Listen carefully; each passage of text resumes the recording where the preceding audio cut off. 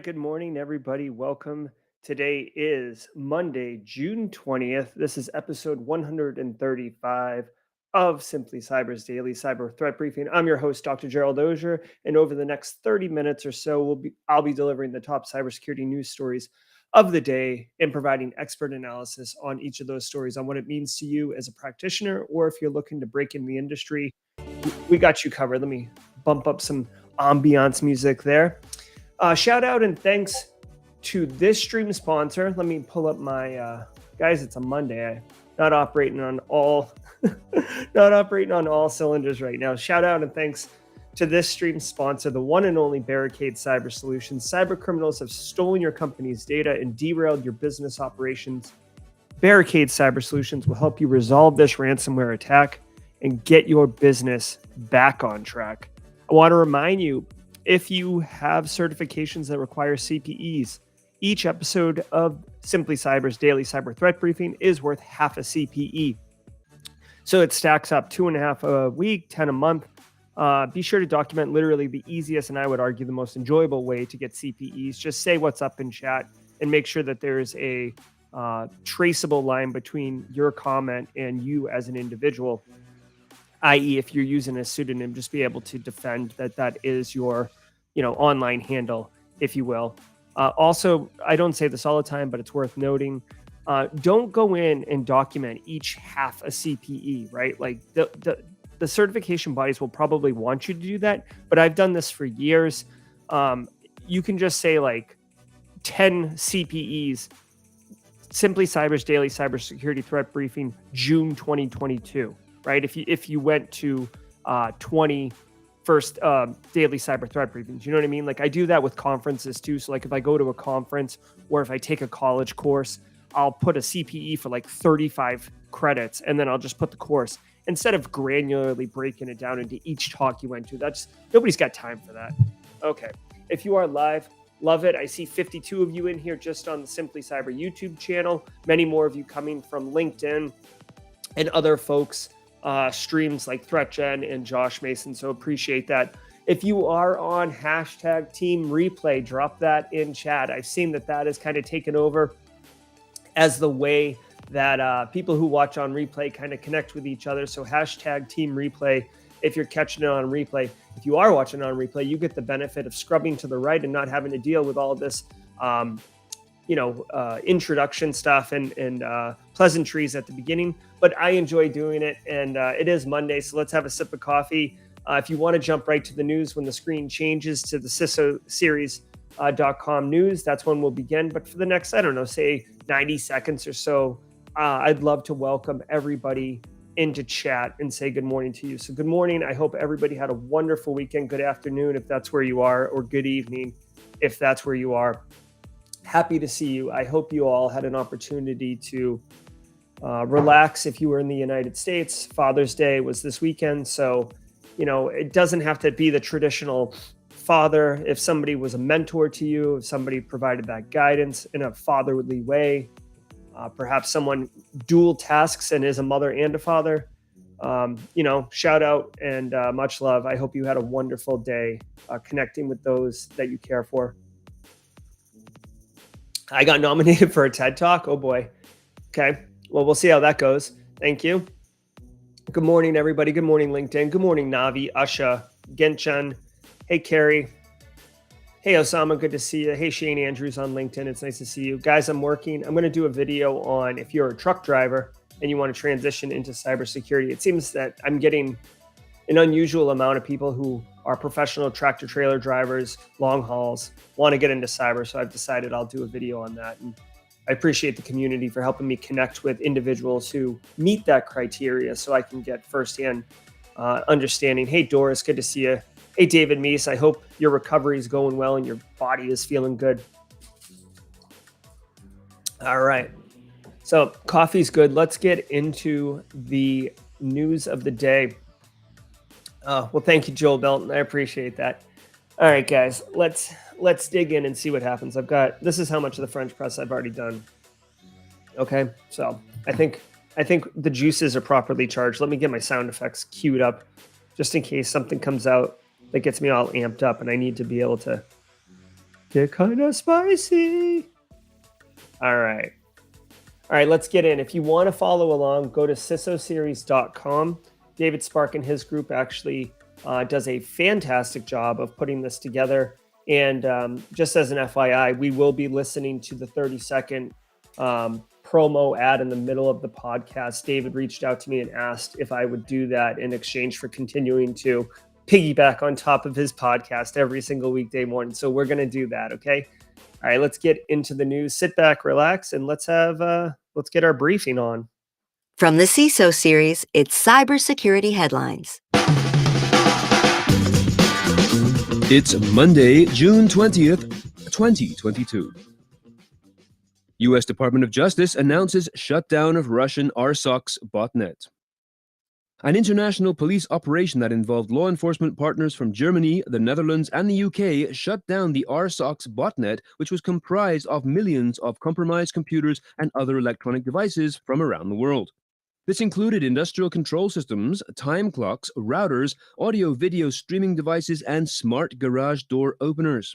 It had also expanded into compromising additional types of devices, including Android devices and conventional computers.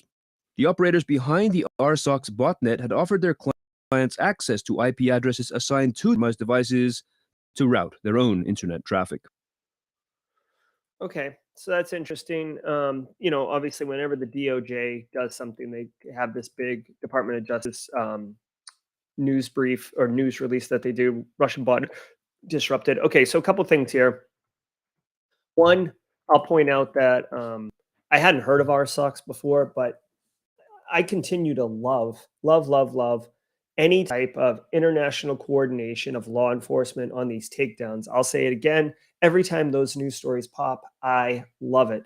It just, to me, it's going to take an international coalition in order to bring these things down because cyber threat actors and cyber crime does not recognize national boundaries and physical parameters, right? Like cyber criminals don't care if they hit a Romanian target or if they hit a Ghana target or a Mexican target. They don't care. They just want to make it.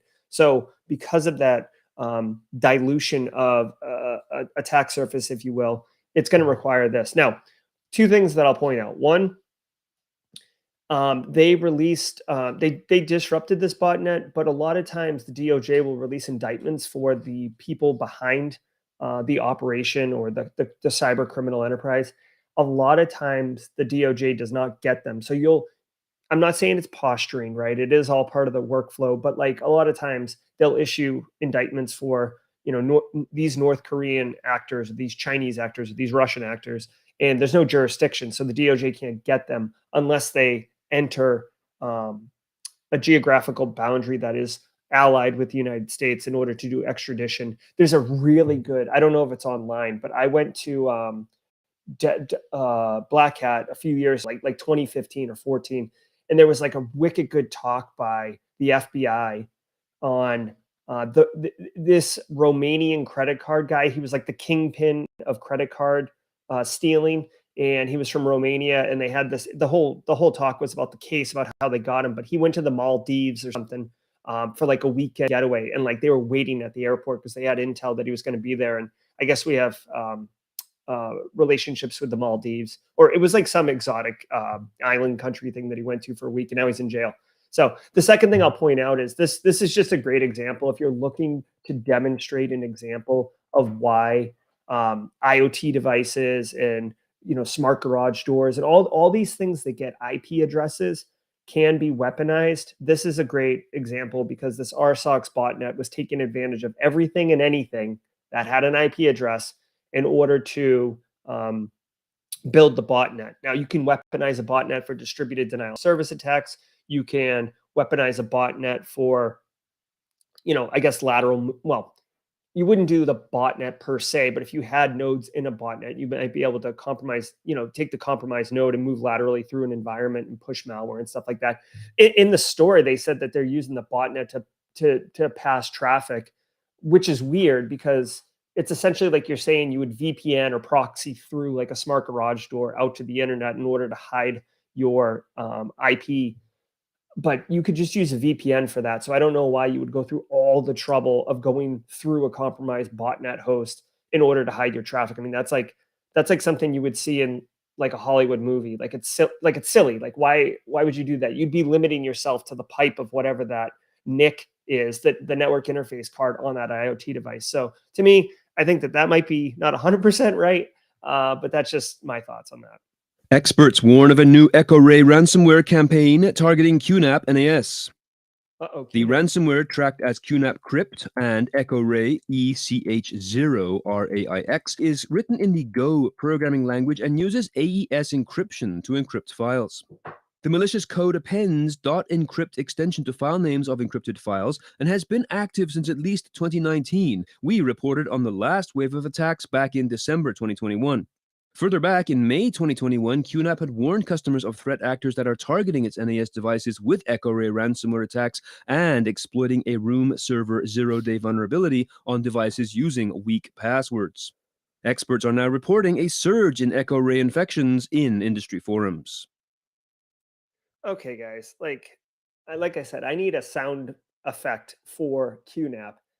If you have QNAP, I don't even want to spend time on this one. If you have QNAP devices that are in your environment, like you own them, or you did a vulnerability scan and you discovered them, or you have friends and family that use them, whatever. These QNAP things are in the news all the time. Make sure that they're patched fully, because they release security patches like every day for these things. Two, if it doesn't need to be internet facing, don't make it internet facing. I don't know if they have like UPnP type auto configurations where it's pushed to the internet by default, but it sounds like that is the case. Do that. And then third and most important, this is probably the most important thing you could, well, patching's important, but change the password. Apparently in this story, they're saying that they're able to go through with either crappy passwords or default passwords, which I still find disgusting that vendors allow you to have default passwords. A lot of the new vendors or a lot of new tech is saying when you configure it, it requires you to change the admin password like on boot. That should be a default standard, by the way. But anyways, change your password, patch your QNAP devices, because you could have a great password, and if the thing can be exploited through a vulnerability, the password doesn't matter. And if you patch the thing, but you have a crap password, someone's just going to log into it, right? So these are the two main things that you should do that. But just if someone has QNAP, like do like a public service and hold their hand and take them to the website and be like, we've got to get this thing fixed, because QNAP is literally in the news all the time for being compromised. And now they're getting ransomware. And by the way, these are network attached storage devices. So you think, okay, so maybe it's like a small business and like they run their business off of it. But also, guys, a lot of people take tons and tons of pictures now. Like we have phone cameras on us all the time. If someone had all of their children photos ransomware and encrypted, they'd be it'd be devastating, right? So just to protect someone from like a crappy situation, definitely educate them on this. Experts announce mixed results for Russia's aggressive Ukraine information war. A top Ukrainian cybersecurity official said this week that the Russian campaign to wrest control over internet and phone networks in occupied Ukraine continues to grow, even as Russian forces intensify their shelling of the telecommunications infrastructure.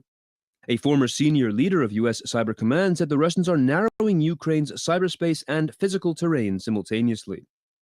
It is also replacing many media outlets with branches of Russian state media.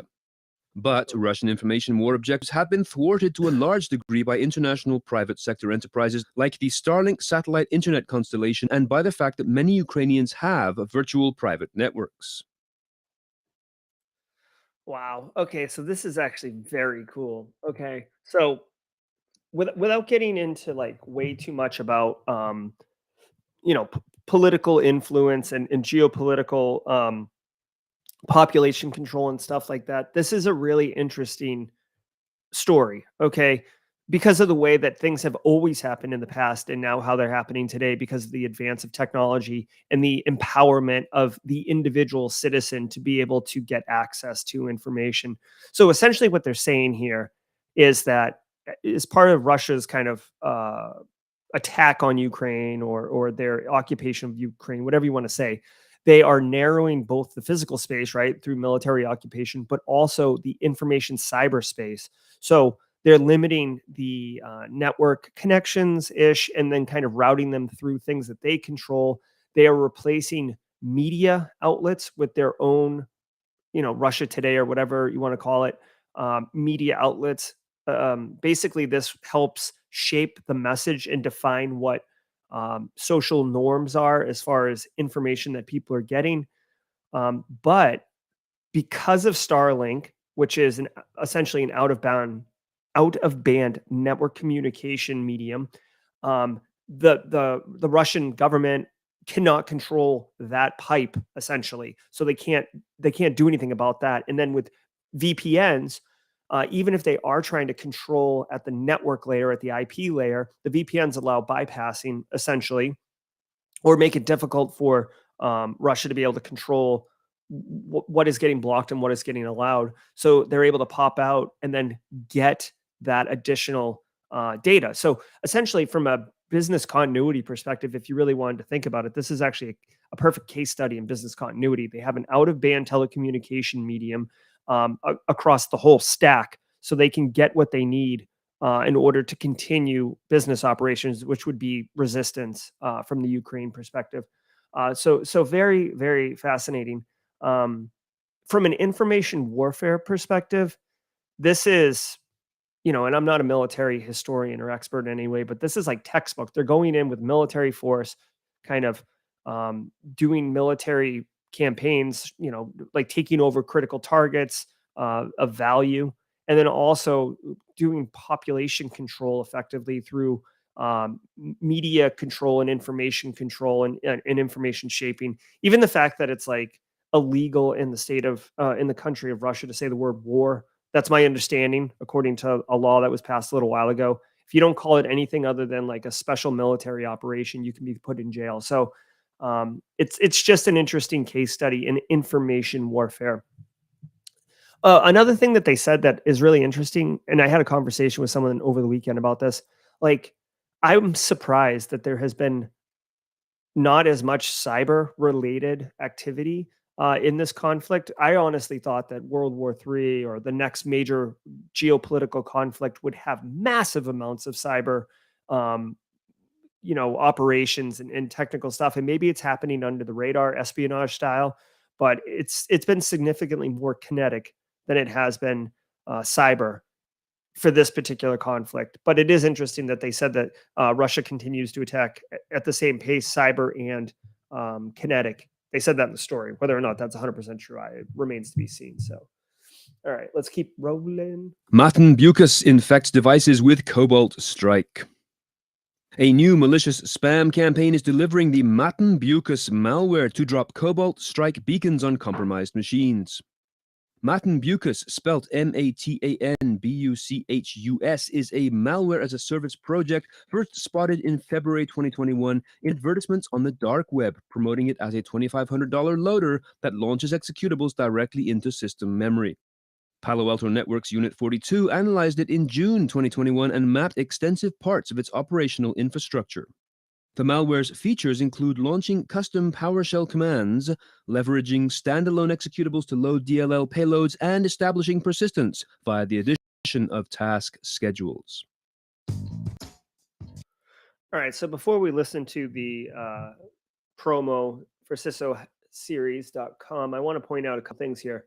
So one, first of all, if you guys don't know, Unit 42 is Palo Alto's like threat analysis group. They do awesome work. So if you're looking to get a little bit more information and understand, kind of like what we're doing here in the morning threat briefings, definitely Google Palo Alto Unit 42. I've talked to a couple of people over there. I think one of them is actually in the DSU PhD program. But anyways, the point is they do really good work, and it's worth your time to engage and see what they're up to over there. Now, about this phishing attack infects devices with Cobalt Strike. Okay, so first of all, what are we going to do? We got to educate our end users about phishing. This is just another payload being delivered via phishing. Guys, I know it's kind of like blocking and tackling and routine, but phishing is a primary attack vector. Like, it's like, I'm not even being hyperbolic. Like, I would argue like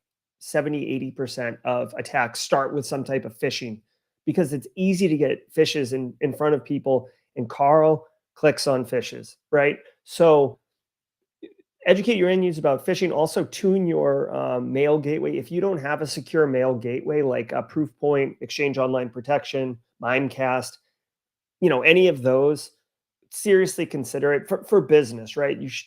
Like, it's hard to pay for something like that as an individual, but if you have like Google Mail or something like that, some of the bigger services will provide that already. So definitely configure that. So then you're stopping the emails from coming in, and the ones that do get through, you can educate your end users.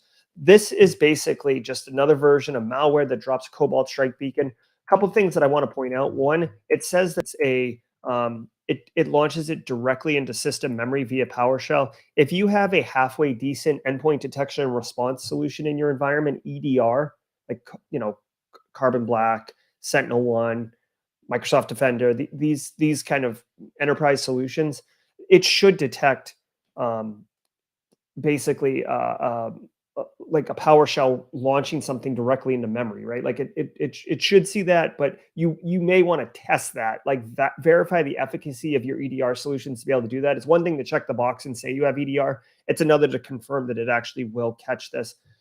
Because it is malware as a service and it launches into memory, I suspect that if you reboot, it would wipe it out, which is fine. But the problem is the first thing it does is install Cobalt Strike, which is going to reach out to a C2 server and tell the threat actors that your machine has been compromised, and then they can come in over it. Final thing I'll say about that, every time beacons happen, I mention it. RITA, R-I-T-A, the tool from Black Hills Information Security, is fantastic for detecting beacons, beaconing.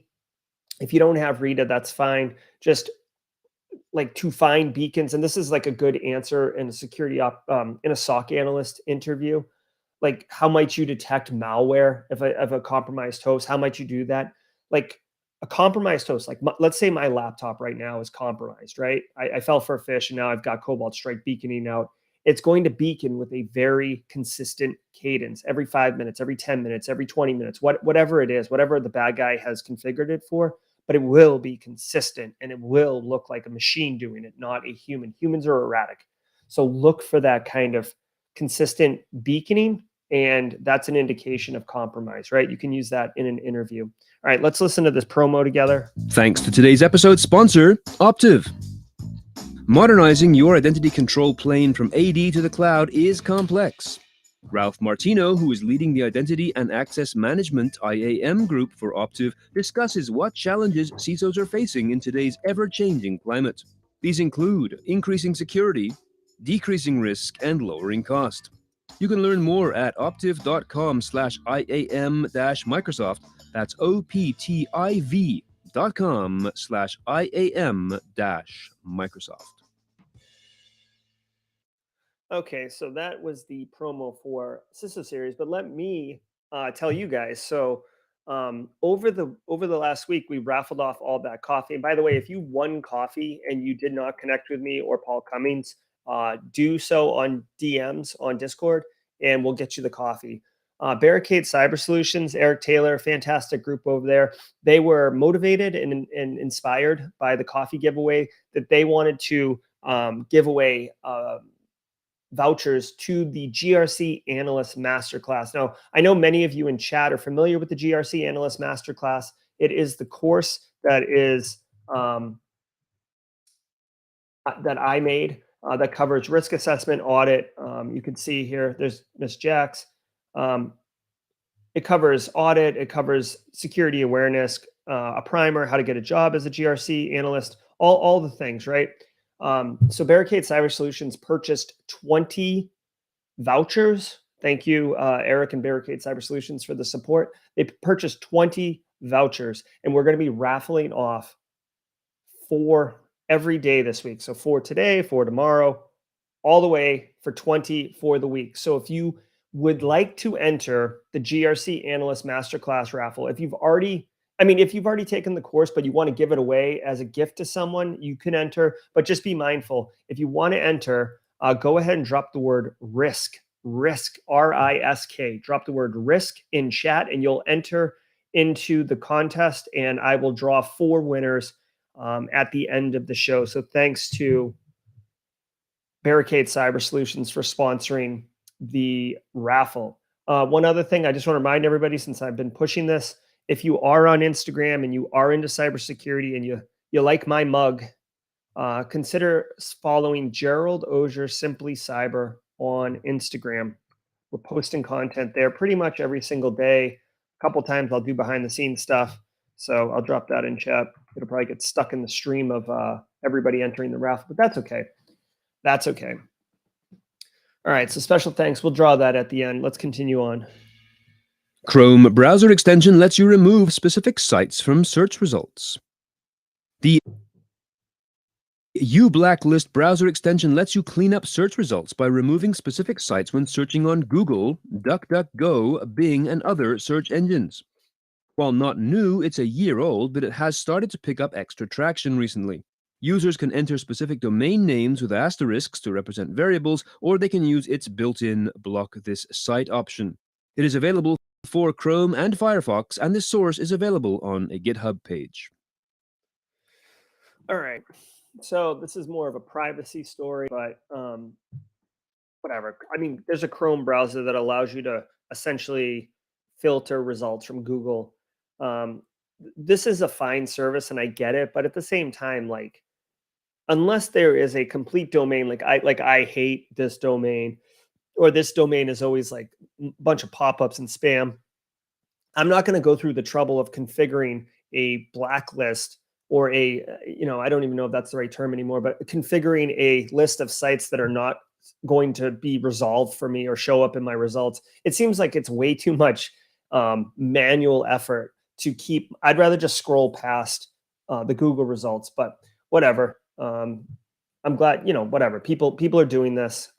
Extensions are a thing.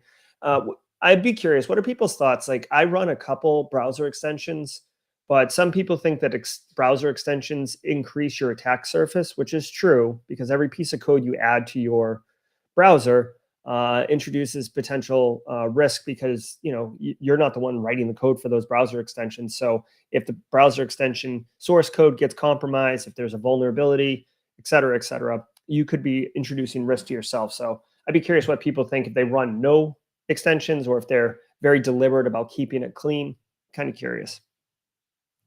Android wiping Barata malware is evolving into a persistent threat.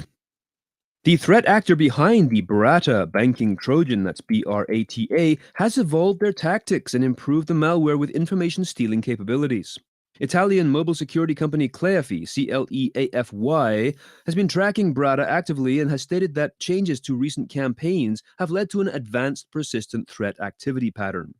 The malware has also been updated with new phishing techniques, new classes to request additional permissions on the device, and now also drops a second stage payload from the command and control server. All right. So no big deal on this one, guys. Basically, it's an Android. It says Android wiping malware. So, but then they also said banking Trojan. So I don't know what this thing does, but long story short, Android wiping malware would basically be it bricks your device, which is total D-head move by anyone. It's basically a crude denial of service attack. But if it is a banking malware, which we see a ton of in the Android space, it's going to steal your bank account, username and password. And if you have multi-factor authentication, maybe it'll steal that. But I feel like chances are most banking malware just steals your username and password and then tries to log in, or it'll put a pop-up and have you remote in. And then once you're in, they'll try to either take your session or your cookies or something like that. The fact that this thing is increasing does not surprise me. I would imagine one of two things have happened. Either A, the threat actors have realized that they can make more money than just stealing banking credentials by introducing, key logging, screen capping, probably selling access to the devices, growing it as a botnet. There's a million different things you can do. Like, once you compromise the device, like, you've already committed the crime. Why not go ham on it? And by the way, I've been working the word ham into like as many things as I possibly can. So anyways, I mean, if you're already going to compromise the device, go ham on it and get as much as you can, including a second stage payload, which I would argue is what they're qualifying it as, turning into an advanced persistent threat. When you start stacking like basically you compromise it and then you're pulling down a second stage payload. You have a persistence mechanism. Like those are the signs and indications of a more advanced persistent threat. I would not say that having a persistence mechanism on a system means that your attacker has turned into an advanced persistent threat. Like the term advanced really means more about sophistication on capability and objectives on target. Of course, that's something that we could all debate, right? What it like there's no definition as far as I know of what advanced persistent threat means, or I shouldn't say definition. There's no criteria that like this is an advanced persistent threat and this is not.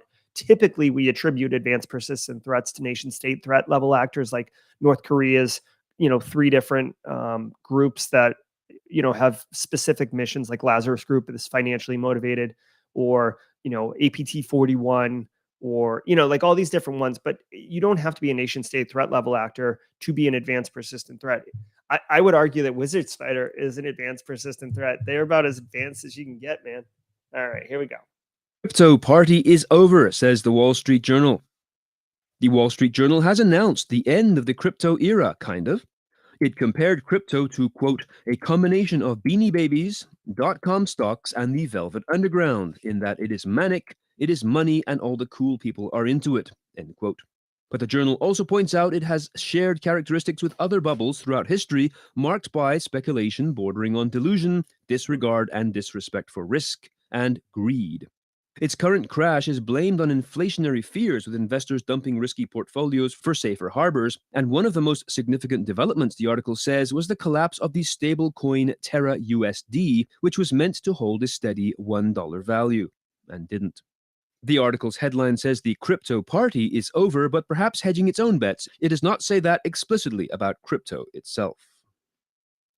Okay, so I had a power surge issue. I don't know if you guys noticed, but the lights all changed here. So I'm gonna have to mix it up a little bit. Let's see. Does this work?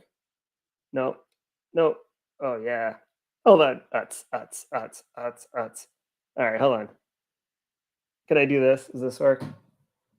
Kind of mysterious. All right, guys. So here's the deal. The Wall Street Journal or whoever it is officially announces that the crypto party's over. Here's the deal. What is this? Yeah, crypto.com has spent so much money. Okay, so real quick, I don't know if you guys have caught this, but like over the last 5 days, 7 days, the like the economy is like going full bear mode. It is like things are not good, okay? And the crypto market is collapsing onto itself. And it's really like the snake eating its tail. And guys, I know that this isn't super cybersecurity, but I did spend a good deal of time kind of learning about this space because there's so many scams and stuff going on. Basically, it's like a snake eating its tail. In order to promote a stable ecosystem, right?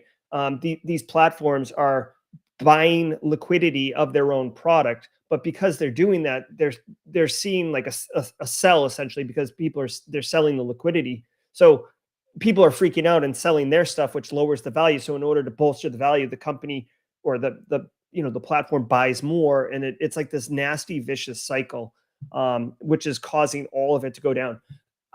This is not financial advice, anything. I mean, I really think that like Bitcoin and Ethereum are the only two that have merit that could persist into like the future. But all these stable coins, all these, one-off coins and stuff like that, they're proving to be very volatile and unreliable. And the fact that it was called stable coin, the idea was that it was going to be pegged to a actual real currency like the US dollar. To see, like, for an example, like Terra, if you look at Terra or Luna or Celsius, like all these coins were supposed to be pegged so they could not fluctuate, right? That was like the whole deal. Well, the problem is they are fluctuating. They did depeg. They're going down, and to add insult to injury, a lot of the platforms are putting a hold on individuals being able to withdraw their money from the platform. I saw that this weekend. So anyways, it's a hot mess on fire. No surprise. a lot of people are going to lose a lot of money. I've heard some horrible stories of people um, taking out reverse mortgages, home equity line of credits, cashing out their 401k because they're going to, YOLO on some Bitcoin or on some, stable coins, and they are basically lost all of their money. It's disgusting, unfortunately. So all that is to say, the idea of the crypto party is over. I disagree with that.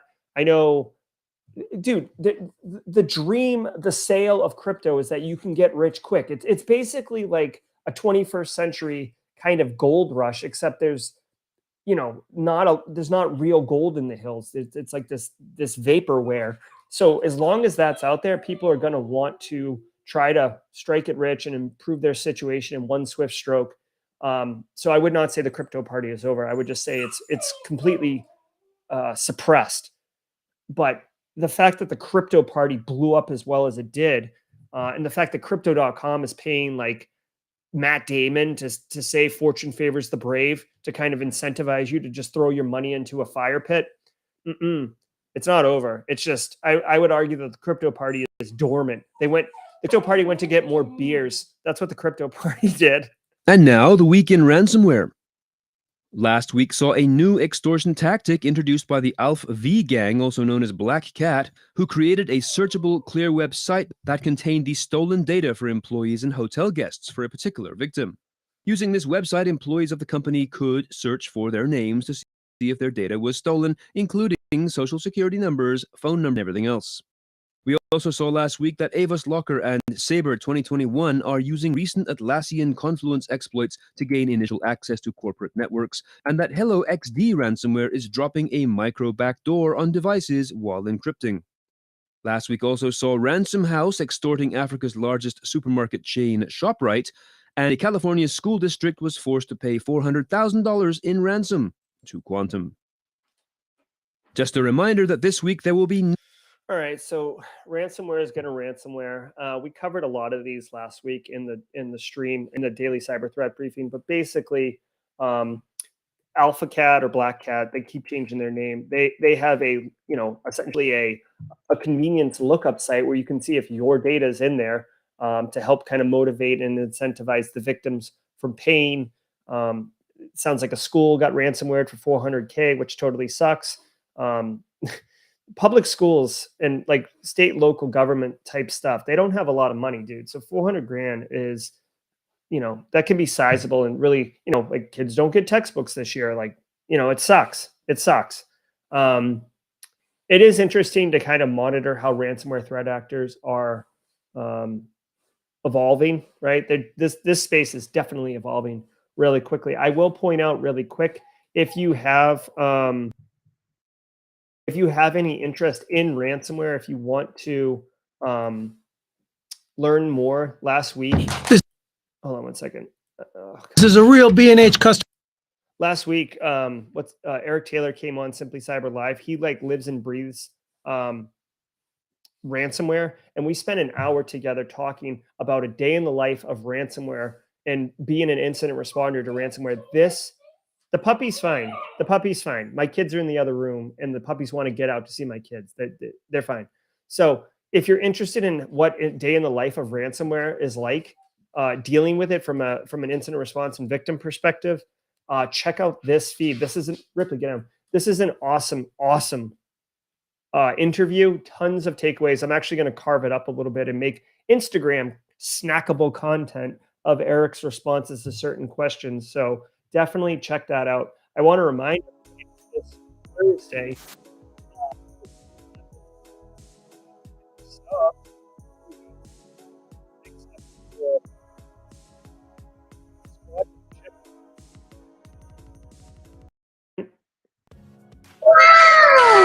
There we go. Jesus, is that too loud for everybody? That sounded loud to me. Okay, thanks for the squad membership. Guys, if you want to learn about zero trust architecture from the person who advises like federal elected officials, congressmen, senators, working groups, National Institute of Standards and Technology, come join us at 4:30 on Thursday for Dr. Chase Cunningham, aka Dr. Zero Trust. He's a really cool guy. He's a veteran. I've worked with him a little bit. He actually guest lectured at the Citadel last semester for one of my classes. He's also an expert in cyber warfare and information warfare. So it'll be an excellent conversation. It'll be a lot of fun. So I hope you can join us at 4:30 on Thursday. But obviously tomorrow at 8 a.m., we will be doing our cybersecurity threat briefing. So audio's fine. Okay, cool. Yeah, I don't know what happened. Anyways, guys, we had some issues. Lights went out, but we kept it, kind of cool. Not bad for Monday morning at 8:40 in the morning, getting some club action. But all right, everybody, be good. Thanks so much. This has been episode 135, June 20th of the daily cyber threat briefing. If you got value out of it, definitely hit the like button. But more importantly, share it with your network. I believe honestly that this is a wonderful opportunity for people to connect, engage, feel included, get educated on cybersecurity, and just be informed on what's going on from a threat intel perspective. So there's the raffle. I'm sorry. Jesus. Thanks so much, everybody. Let's do the raffle. My bad. Okay. So here we go. First one. Here we go. Congratulations. This is for the GRC Analyst Master Class. First one is Liang Zug. Congratulations, Liang. Let's roll another one. Here, let me hold on. I got to make sure that I could see this. Did I'm doing the raffle right now. Hold on. Okay, so Liang Zug is the first one. John S. subscribed since June 5th, 2021. So John S. Congratulations, John, on that. Pretty cool avatar looking thing too. That looks like it's Deadpool maybe. The next one is K. Scott Powell. K. Scott Powell, winner of the GRC Analyst Master Class. And our final winner today, compliments of Barricade Cyber Solutions, is Jeff SM3, subbed on June 17th. So just 3 days ago, and already winning GRC Analyst Master Class. So the 4 winners for today's raffle, connect with me on Discord. You can just do !Discord in chat right now, and you'll get a link if you're not already on the Discord server. And you can connect with me or with Eric, and we will get you what you need in order to take advantage of that GRC Analyst Masterclass. Thank you for reminding me about the raffle. Thank you to all for being here today. Have a wonderful day, everybody. Happy Monday, and we will see you tomorrow at 8 a.m. for the Tuesday Cybersecurity Threat Briefing. Take care, everybody.